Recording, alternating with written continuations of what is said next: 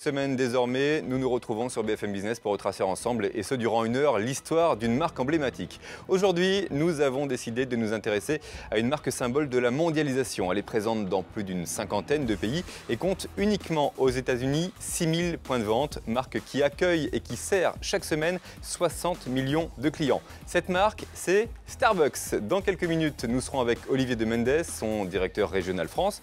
Il reviendra sur les difficultés rencontrées justement dans l'Hexagone, sur la problématique des impôts ou encore sur le futur de sa marque. Mais auparavant, Rodolphe Bonas, le directeur général de CACOM, nous expliquera la principale différence entre les Français et les Américains. Franck Tapiro, le président de l'agence Hémisphère Droit, reviendra sur l'évolution du logo, un logo retouché pour plaire aux Américains trop puritains. Valérie Potin, le rédacteur en chef des marques à la loupe, reviendra pour sa part sur la communication de Starbucks, une communication, vous le verrez, jugée pauvre par les spécialistes. Enfin, Thierry Picard, le directeur général de Spike Lee, analysera pour nous l'irréputation de la marque et vous le verrez, les internautes sont plutôt bienveillants à son égard. Voilà, vous savez tout ou presque et surtout vous connaissez la formule. Alors si vous êtes prêts, les sagades à vos marques, c'est parti. BFM Business, les secrets marketing des marques de légende. À vos marques, David Topin.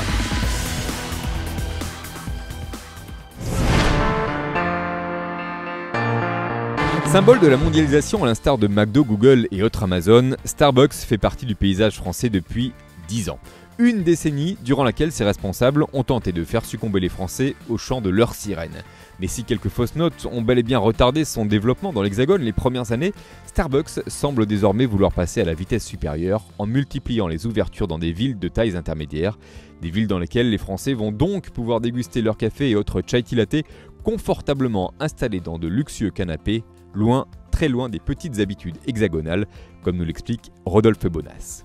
Il y a une grande différence entre les Américains et les Français.